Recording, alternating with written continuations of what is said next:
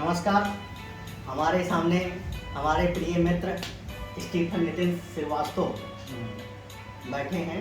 इनका बहुत ही ये कोई भी बात सुनते हैं, समझते हैं, बहुत ही अपने आंतरिक विचारों से उसे प्रकट करते हैं। आज हम इनसे बहुत सारे प्रश्नों का बौछार करेंगे इन पे, और आज ये उन सारे बौछारों का उत्तर एक एक करके देंगे। तो स्वागत है नितिन साहब का हमारे पॉडकास्ट में। बहुत बहुत धन्यवाद पहले तो आपका, और इतने बड़े टॉपिक पे विस्तृत जानकारी के लिए जो मैंने खुद से अनुभव किए हैं वो विचार अपने साझा करेंगे। लोगों में मतभेद होते हैं, बट हम अपने अनुभव को जरूर साझा करना चाहेंगे, और आप लोग अपने विचार अपने कमेंट बॉक्स में दे सकते हैं। कुछ नया जानना चाहते हैं तो उसके लिए कमेंट करें, हम उस पर वीडियो बनाएंगे और उस पर भी आपको कुछ नया जानकारी लाने देने की कोशिश करेंगे। तो चलिए आइए आते हैं, अग्रसर होते हैं अपने आज के इस पॉडकास्ट में। दर्शक को कुछ नया अनुभव मिलेगा, दर्शकों को। तो हम एक ये किताब है, पुस्तक है, इसको ध्यान से देखिए, धर्म विज्ञान। ये श्री श्री परमहंस योगानंद जी जो हैं इसके लेखक हैं। तो इनकी जो कथा और कहानियाँ या चीज़ें इन्होंने बताया है उसके बारे में इसमें वर्णन है चीज़ें। तो हम आपसे इसी से संबंधित कुछ प्रश्न पूछेंगे और कृपया करके आप उसे एक एक करके उत्तर दीजिएगा। तो आपकी नज़र में आपके पर्सनल ओपिनियन जो है आपका, वो धर्म के बारे में क्या है? धर्म है क्या? चलिए तो इसको पहले मैं संक्षेप में बताना चाहूँगा। धर्म है, इससे पहले धर्म था, धर्म क्या है, इससे बहुत सारे प्रश्न आ सकते हैं और इस पर बहुत सारे मतभेद तक जवाब दिए जा सकते हैं। धर्म ना कभी था, ना है, ना रहेगा। धर्म एक अनंत काल से चलता आ रहा है। जब से मनुष्य या जीव ने इस धरती पे जन्म लिया, वो एक सामाजिक रूप में ही विस्तृत रहा, तो वही धर्म है। जब उससे कुछ अलग करने का कोशिश किया गया, वो पंथ में गया, वो चाहे जानवरों में हो, इंसानों में हो, तो धर्म का कोई अस्तित्व ऐसा नहीं है कि वो खत्म हो जाएगा। धर्म अनंत काल से था और हमेशा रहेगा। तो आपके अकॉर्डिंग धर्म कोई धर्म को परिभाषित नहीं किया जा सकता, धर्म था, है और रहेगा। ठीक है। तो जब कोई ये कहता है कि ये धर्म नहीं है, ये अधर्म है, ठीक है, तो धर्म में कुछ चीज़ें सम्मिलित की गई होंगी जिससे हम उसे पहचान सकते हैं कि ये धर्मपरायण है, ये धर्मपरायण नहीं है। ठीक है। तो मैं इस पे ही आपसे कुछ चीज़ें जानना चाहता हूँ कि वो धर्मपरायण है तो किसने निर्धारित किया, या क्या हुआ, किसी ने तो इंक्लूड किया हुआ कि ये चीज़ें धर्मपरायण है, ये चीज़ें धर्मपरायण नहीं है, या फिर इसको हमारे प्रकृति को ध्यान में रखते हुए कि हमारे प्रकृति, हमारे समाज, हमारे जो समाज में रहने वाले लोग, हमारी जो जीवित लोग हैं, अजीवित लोग हैं, जो जानवर हैं, चीज़ें हैं, सब समान है, सारे प्राणी चर समान हैं, तो उनको कोई तकलीफ ना पहुँचे, इसको धर्म कहते हैं, या फिर आपकी नज़र में है क्या चीज़ें? धर्म अनंत काल से चलता आ रहा है, लेकिन समय के बदलने के साथ साथ धर्म की परिभाषा अलग हुई, धर्म को समझने का तरीका अलग हुआ। धर्म वो है जो आपको एक स्वस्थ मार्ग पे ले जाता है, जो आपको आंतरिक सुख का अनुभव कराता है। मैं इसको आपको एक उदाहरण के द्वारा समझाने का प्रयत्न करूँगा, जितना भी आप सहमत हो वो भी कमेंट कर सकते हैं। हम एक इंसान है, हम हर इंसान के घर में उसकी बहन होती है, बीवी होती है, माँ होती है। इंसान वैसे ही दो ही तरह के जो बताए जाते हैं कि इंसान नर नारी हो गए, लेकिन धर्म हमें ये बताता है कि हम अपने परिवार में, हमारी सोच हमारी माँ के लिए कैसी है, हमारी बहन के लिए कैसी है, हमारी पत्नी के लिए कैसी है, या हमारे जो दोस्त हैं उनके लिए, तो धर्म ये निर्धारित करता है। सब कुछ सबके पास वही होता है, लेकिन जो क्रियाकलाप, जो वार्तालाप अपनी वाइफ के साथ, अपनी पत्नी के साथ, अपने अर्धांगिनी के साथ कर सकते हैं, वह चीज़ किसी और के साथ नहीं कर सकते हैं। धर्म ही ऐसा चीज़ है जो आपको जानवर आपके गलत सोच से आपको परे रहता है कि आपको धर्म ये बताता है कि आपके लिए सही क्या है। अगर धर्म ना हो तो इंसान मतभेद या जो पंथ हैं, इन पंथ ने अलग अलग चीज़ें अपने हिसाब से बना ली हैं। तो फिर मैं थोड़ा सा संक्षिप्त में दोबारा लाना चाहूँगा, शायद थोड़ा सा ज़्यादा कुछ आगे निकल गया मैं। धर्म वो है जो आपको विस्तृत जानकारी दे किसके साथ आप क्या कर सकते हो, किसके साथ आप क्या मिल सकते हो। तो आपकी सोच को स्वस्थ बनाने के लिए धर्म का निर्माण होता है। आप पत्नी का जो दर्जा है वो आप अपनी माँ को, अपनी बहन को नहीं दे सकते। जो अपनी बहन का दर्जा है वो अपनी आप माँ को नहीं दे सकते हो। माँ का दर्जा आप बहन को नहीं देते हो। धर्म हमें ये सिखाता है, जो हमको बहुत सारी कुरीतियों से, बहुत सारे व्यभिचारों से, बुराइयों में जाने से रोकता है, वही धर्म है। धर्म को हम पंथ से कभी नहीं जोड़ सकते हैं। बहुत सुंदर आपके हम विचार समझे। अब जैसे कि धर्म है और धार्मिक एक शब्द है, तो धर्म और धार्मिक, अब जब धार्मिकता की बात आती है तो हम उसे ईश्वर से संबंधित करते हैं कहीं ना कहीं। अब वो ईश्वर हमारे चाहे माँ बाप हो, हम माँ बाप के रूप में ईश्वर को देखते हैं, या वो ईश्वर हमारे मंदिरों में विराजमान है। कोई वही ईश्वर अपने अंदर देखता है, महसूस करता है। तो ये बताइए, क्या धर्म और धार्मिकता ये आपस में संबंधित हैं? क्या ईश्वर को मानना कि इंसान धार्मिक कहलाता है, तो क्या वो धर्म का पालन कर रहा है? चलिए, आपने बहुत सुंदर प्रश्न उठाया यहाँ पे, धर्म और धार्मिक। धर्म को मानने वाला ही धार्मिक होता है।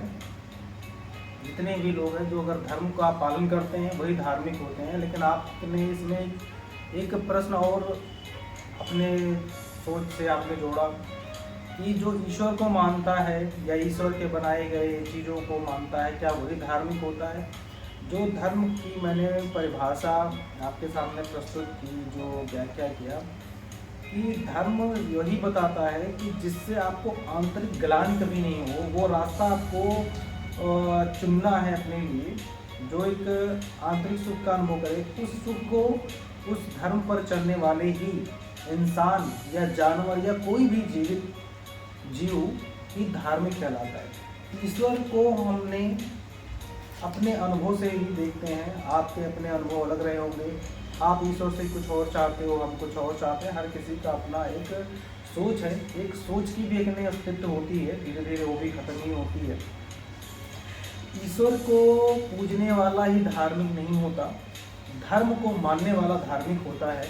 धर्म का प्राय सिर्फ इंसानों से नहीं है। धर्म किया जो व्यक्ति हमने ली है वो ईश्वर से ली है।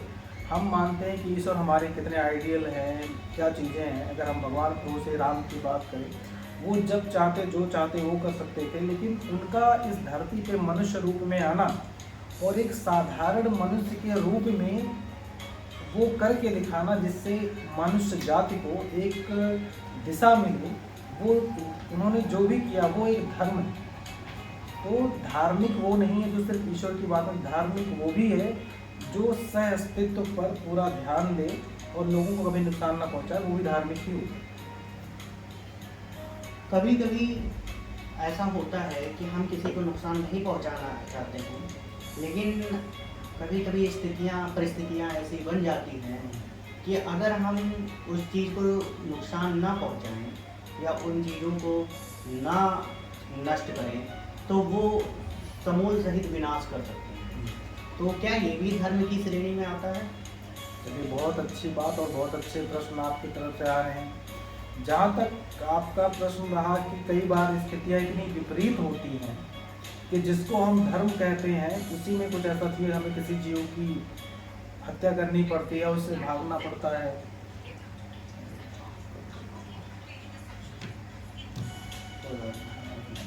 ठीक है, धर्म को कई बार कुछ ऐसी परिस्थितियाँ बनती हैं जिसमें हम जिसे धर्म कहते हैं, जिसमें जीव की हत्या ना करना, लोगों को आज्ञा का पालन करना, इज्जत करना, तो इसके विपरीत जाकर हमें वो चीज़ें करनी पड़ती हैं जो धर्म से परे हैं, जिसे हम धर्म नहीं धर्म कहते हैं। लेकिन वो भी धर्म की श्रेणी में ही आता है। कई बार स्थितियाँ जानबूझकर धर्म खुद ही उत्पन्न करता है कि आप उस ऐसे समय में, ऐसे विपरीत स्थिति में कैसा निर्णय लेते हैं। उस निर्णय को लेना ही भी एक धर्म है, लेकिन उस धर्म में आपने जो निर्णय लिए हैं वो कितना किसको फेवर कर रहा है, कितना सही की तरफ जा रहा है, ये हमेशा से रहा है। क्योंकि गलत सही कुछ नहीं होता, हम सिर्फ उसे अलग अलग परिभाषित करते हैं। अगर आपको अपनी जान बचाने के लिए किसी को मारना पड़ता है, पहले तो आप कोशिश करते हैं कि ना मैं उसको नुकसान, पहले अपने आप जान बचाने की कोशिश करते हैं। जब आपको लगता है कि आप अपनी जान नहीं बचा सकते बिना उसको नुकसान पहुंचाए, तो आपको उससे आपको अपने छुटकारा पाने के लिए आप लड़ाई करते हैं, मार करते हैं। ये धर्म के अंतर्गत आता है और धर्म आपको इसकी पूर्ण आज़ादी देता है कि आप अपनी सुरक्षा के लिए उठाए गए कदम को कभी अधर्म ना समझें। ये भी धर्म के अंतर्गत। बहुत सुंदर। तो हम जहाँ तक यही समझ पा रहे हैं आपकी बातों से कि कम से कम हिंसात्मक प्रवृत्ति रखना। देखो कभी कभी ये समस्याएं विपरीत हो सकती हैं, लेकिन उसमें भी आप अपने आप को संयम भाव से प्रदर्शित करिए और कम से कम ऐसे कदम उठाइए जिससे मानवता और जनजाति को हानि और नुकसान न पहुँचे और लोग साकुशल और सुखीपूर्वक अपने जीवन का निर्वाह, अस्तित्व का निर्वाह कर पाएँ। उसमें अगर कोई एक बुरा व्यक्ति है जो लोगों को मारने की आतुर, अगर वो भी अच्छा बनना चाहता है तो वो भी सीख सके, वो भी अपने आप को बुरे से अच्छे में कन्वर्ट कर सके, बदल सके। तो आपके बातों से मैं यही समझ पाया कि आप इसी तरह ही इंगित कर रहे हो, इशारा कर रहे हो। चलिए हम आपको एक और उदाहरण देना चाहेंगे, छोटा सा संक्षेप में।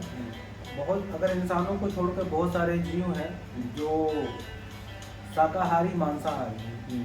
एक शावक, एक खरगोश जो पूरी तरीके से शाकाहारी होता है, वहीं एक हिंसात्मक प्रवृत्ति वाला शेर, जानवर, टाइगर, दोनों को अपने अस्तित्व जानने हैं, दोनों अपने धर्म पे होते हैं। उस शावक, उस खरगोश को अपनी जान बचाने के लिए शेर से दूर भागना उसका धर्म है, छिप जाना उसका धर्म है। शेर अपने जीवन को निरंतरता बनाए रखने के लिए उसे मांसाहारी ही चीज़ को वो भोग करके जीवित रह सकता है। अगर वो अपने भोग के लिए उस शेर को खाता है तो शेर के लिए वो धर्म है। खरगोश अगर बचने के लिए किसी चीज़ की मदद लेता तो वो उसका धर्म है। तो आप पाप पुण्य, आपकी सोच है, हमारी सोच है, ऐसा कुछ नहीं होता। आप अपने अस्तित्व के लिए लड़ सकते हैं। कोई बिना मांस खाए जिंदा नहीं रह सकता, कोई बिना शाकाहारी खाए जिंदा नहीं रह सकता। तो अपने सह अस्तित्व के लिए लड़ना कहीं धर्म, ये भी एक धर्म है। सही है आप जो बता रहे हैं। अब कुछ चीज़ें जैसे ये हमारे पास एक किताब है छोटी सी, धर्म विज्ञान। ये छोटी सी है लेकिन इसमें जो बातें लिखी हैं वो बहुत बड़ी बात है। तो इसमें जैसे बताया गया है कि धर्म एक ये भी हो सकता है कि हम भगवत प्राप्ति का मार्ग, अब भगवत प्राप्ति का मार्ग, परमानंद की अनुभूति, ये हमें नहीं पता कि परमानंद कैसी अनुभूति होती है, इस मार्ग पे चलने से क्या होगा क्या नहीं होगा, हम उसके बारे में नहीं जानते। ये महान योगानंदा जी ने लिखा, जो इन्होंने उस चीज़ को प्राप्त किया, अनुभव किया, उन्होंने उस चीज़ को शब्दों में पिरोया और इस किताब में उतार दिया। तो इन्होंने 4 मूलभूत धार्मिक विधियां बताई हैं, जैसे कि भगवत प्राप्ति के लिए, या तो उनमें एक ज्ञान मार्ग है, ध्यान मार्ग है, वैज्ञानिक विधि योग मार्ग है और एक भक्ति मार्ग है। ज्ञान मार्ग में आप अपने विवेक का यूज करके ज्ञान की प्राप्ति करते हो, विवेकशील, और विवेक को और विस्तार करते हो, समझते हो चीज़ों को। ध्यान मार्ग में आप घंटों अपने अंदर झांकने की कोशिश करते हो, समझने की कोशिश करते हो, ध्यान करते हो, आप उस शून्य तक पहुंचते हो जहाँ पे आपको अनुभूति हो कि परमानंद की। योग मार्ग में आप विभिन्न प्रकार के योग और वैज्ञानिक विधियों को अपनाते हो, इस प्रकृति, इस संसार, इस शरीर, इस शरीरक सबको समझने के लिए, शरीर के क्षेत्र को और इस ब्रह्मांड को। भक्ति मार्ग एक ऐसा प्रेम मार्ग है कि आप किसी एक सर्वशक्तिमान ईश्वर को मान के उसके प्रेम में, उसकी भक्ति में इस तरह तल्लीन हो जाते हो कि आपको अपने शरीर, अपनी चीज़ों से प्रेम ना होके उसी से प्रेम रहता है, वही दिखता है तो आप कोई भी मतलब सांस ले पाते हो, आपके सांसों में उसी का नाम चलता रहता है हर पल। तो कृपया करके आप ये बताइए, जैसे कि इसमें मेन क्वेश्चन प्रश्न ये है आपसे हमारा, भगवत प्राप्ति कैसे? हाँ, भगवत प्राप्ति करने जा रहे हैं तो भगवत प्राप्ति में हमारा जो दिमाग है, जो ये भौतिक दिमाग है, भौतिक, तो कुछ चीज़ें ऐसी हैं जो इस दिमाग ने कभी ना अनुभव किया, ना कभी समझा, ना कभी चीज़ें, और शायद वो भौतिकता की ही अनुभव कर सकता है। जो चीज़ें आध्यात्मिकता है वो दिमाग के थ्रू नहीं होती हैं, वो मेरे ख्याल से, क्योंकि आध्यात्मिकता तो शरीर को छोड़ के शरीर के अंदर जो ऊर्जा बैठी है, और दिमाग उस ऊर्जा को नहीं जानता। दिमाग सिर्फ इस बाहर की भौतिकता को जानता है जिसमें तर्क दे सकता है। तो हम कौन से दिमाग से, कौन सी चीज़ों से विवेक लगा के समझते हैं उस ऊर्जा को, क्योंकि ये तो हमारा भौतिक दिमाग हो गया जो भौतिकता से ही तालमेल रखता है। इसको आध्यात्मिकता पे जाने का मतलब कैसे जाएगा ये, क्योंकि वो सोच ही नहीं सकता, कभी कनेक्ट ही नहीं हुआ उस चीज़ से। चलिए पहले तो महाज्ञानी परमहंस जी को सत नमन। उन्होंने अपने विचार इस पुस्तक के माध्यम से साझा किया, ये उनके जीवन का अनुभव रहा है। लेकिन मैं सब उनकी सारी बातों से सहमत हूँ, लेकिन मेरे अपने विचार हैं जो किस स्तर के हैं वो आप लोग ही बता सकते हैं, बट मेरी अपनी सोच है। जहाँ तक रही बात भगवत प्राप्ति की, तो सबसे पहली बात, हर इंसान, हर जीव भगवत का एक अंश है। वो अपने आप को महसूस करने के लिए हमें बनाते हैं, इस जीव को बनाते हैं, इस धरा को बनाते हैं। तो सबसे पहले इस चीज़ को पूरी तरीके से सहमति जताएं कमेंट बॉक्स में जाके कि आप भगवत के ही स्वरूप हैं, भगवत के ही अंश हैं। तो आपको बहुत दूर जाने की ज़रूरत नहीं है। भगवत प्राप्ति में आपको भगवत में लीन होना, मेरे विचारों में इसकी ज़रूरत नहीं होती। धर्म ही वह मार्ग है जो आपको भगवत प्राप्ति की तरफ ले जाता है। धर्म का मतलब कि आप आंतरिक सहमति कितना है, आप वो कौन सा कार्य करते हैं जो आपको आंतरिक सुख देता है। आप सब कुछ खोने के बाद भी अपने अधर पे वो मुस्कुराहट रख पाते हैं कि ना हम कुछ लेकर आए थे, ना कुछ लेके जाएंगे। भगवत प्राप्ति के लिए धर्म से जुड़े रहना बहुत ज़रूरी है। धर्म हिंदू, मुस्लिम, सिख, ईसाई, ये धर्म को मैं बात नहीं कर रहा हूँ। धर्म मतलब कि आपकी आंतरिक अनुभूति कैसी है। तो भगवत प्राप्ति के लिए आपको धर्म पे रहना जरूरी है, किसी को कष्ट ना पहुंचाया जाना, लेकिन अपने अस्तित्व के लिए आपका लड़ना बहुत जरूरी है। भगवत प्राप्ति के लिए धर्म के मार्ग पर बने रहना बहुत जरूरी है। यहाँ तक वही बात, दूसरा एक उन्होंने जवाब दिया कि ज्ञान मार्ग, ज्ञान भी वह अनुभव है जो हमें सहस्तित्व, जो हम भगवत के एक अंश हैं, वही ज्ञान हमारे द्वारा हमको प्राप्त होती है। जो मनुष्य जाति का ज्ञान है वो 100 लोगों के ज्ञान, 100 लोगों के अपने अलग अलग अनुभव होते हैं। आप किसी भी ज्ञान पे भरोसा करने से पहले खुद के ज्ञान को समझें। इसके लिए आपको किसी स्कूल में, किसी कॉलेज में जाकर इस चीज़ की पढ़ाई नहीं लेनी होती है। स्कूल, कॉलेजेस आपको सोचने के तरीके बताते हैं, माध्यम बताते हैं, लेकिन उसके ज्ञान के द्वारा आप कौन से ज्ञान का अनुभव करते हैं आपके हाथ में होता है। सोचने का तरीका स्कूल बताएगा, उसको क्रिटिकल व बहुत कठिन परिस्थिति में कैसे सोचना है वो बड़े कॉलेजेस सिखाते हैं, बट कैसे सोचना है, क्या करना है, ये आपका अपना अनुभव है। चीज़ों को समझे। भगवत प्राप्ति के लिए धर्म से जुड़े रहना बहुत ज़रूरी है। सिर्फ पूजा पाठ ही धर्म नहीं होता है, क्योंकि हम भी भगवत के ही अंश हैं। हमारे माँ बाप, जितने भी जीव सब भगवत के अंश हैं। भगवत हमेशा धर्म की तरफ ले जाता है। आप धर्म से जुड़े, भगवत की प्राप्ति होगी। और मैं भगवत प्राप्ति के लिए भाई तो एक लाइन में भाई पे संक्षेप में ऐसे ही बोलना चाहूँगा कोई कि भगवत प्राप्ति में अगर आपको कुछ भी नहीं पता है, आपको कुछ नहीं मालूम कि आपको पूजा करना है या ज्ञान लेना है या ध्यान करना है, तो आप धर्म से जितनी कट्टरता से जुड़ते हैं, वो धर्म जो आपको सुखद अनुभव कराता है, लोगों को कोई नुकसान नहीं पहुंचाता उस धर्म के लिए, आप भगवत प्राप्ति का पहला रास्ता, पहला कदम यही है। ये शुरू करें। भगवत आपको खुद ही रास्ता दिखाते हैं आपको भगवत प्राप्ति कैसे हो सकती है। बहुत सुंदर। तो हम आपकी बातों को जहाँ तक समझ पाएंगे कि पहले आप शुरू करिए जहाँ पे आपको सुखद अनुभव हो, आपके आंतरिक मन है और बाह्य मन है, दोनों का संतुलन बना रहे और दोनों आपस में सहमत हों, आपके दिमाग और दिल एक हों, तो उस समय जिससे आप हमेशा संतुलित भाव अवस्था में रह के किसी भी स्थिति में मुस्कुराते रहें। तो आपका ये उत्तर बहुत ही अच्छा और लोगों को ज़रूर मार्ग प्रदर्शित करेगा। और इसके साथ ही जैसे कि 4 मार्ग बताए गए हैं, भिन्न भिन्न मार्ग बताए गए हैं। कभी किसी के लिए कोई मार्ग रहता है, मतलब जैसे कि कोई भक्ति मार्ग में डूबा है और वो हर ईश्वर में एक ही ईश्वर को देखता है। कोई ज्ञान मार्ग में डूबा है, जो खोज में सीकर है, जो खोज में निकल गया है कि है क्या ये, आखिर में ऐसी क्या चीज़ है। वो कभी एक जगह नहीं बैठता, वो निकल जाता है चीज़ों को ढूंढने, तलाशने, अपने अंदर तलाशता है, बाहर भी तलाशता है, खोजता रहता है, जैसे कि भागता रहता है वहाँ चीज़ें। एक है योग मार्ग, वो कुछ लोग वैज्ञानिक विधियों से बैठ के प्राणायाम, ध्यान, प्राणायाम करते हैं, शरीर को अपने साधते हैं, चीज़ों को समझते हैं, भगवत को अनुभव करने के लिए। कुछ लोग ध्यान मार्ग में जाते हैं, कुछ लोग ध्यान अवस्था में बैठ जाते हैं, एक जगह स्थिर होकर ईश्वर का उसको अपने सांसों पे ध्यान केंद्रित करते हैं, उसके आवागमन को अनुभव करते हैं। तो वो भी एक रास्ता बताया जाता है कि भौतिकता से आध्यात्मिकता की तरफ जाना।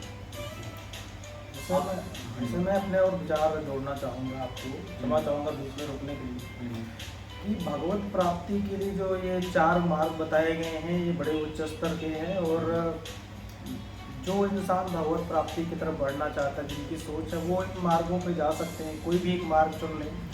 लेकिन मैं अपने अनुभव के द्वारा आपको बताना चाहूँगा कि ये वो मार्ग हैं जो परमहंस जी ने इस पुस्तक के माध्यम से हम मनुष्य जाति के लिए खोज के निकाला है कि हम जा सकते हैं। लेकिन अगर आपकी बुद्धिमत्ता इससे उच्च स्तर की है तो आप अपना मार्ग स्वयं खोज करें। अगर आप व्याकुल हैं, आप बेचैन हैं, आपके समझ में नहीं आता कुछ भी, तो इन मार्गों में से कोई एक मार्ग चुन के आप शुरुआत कर सकते हैं। लेकिन अगर आपके पास कोई भी और रास्ता है, कोई मार्ग आपके दिमाग में आता है, आप उसको जा सकते हैं। कि भगवत प्राप्ति के लिए ये 4 रास्ते उनके लिए जिनको कुछ भी नहीं पता। बहुत सारे ऐसे लोग हैं जिनको दिमाग में एक अलग रास्ता आता तो उस पर जा सकते हैं। ऐसा नहीं कि इसी 4 रास्ते पे चल के आप भगवत प्राप्ति, आप अपना नया अनुभव भी जोड़ें। धन्यवाद जितेंद्र जी।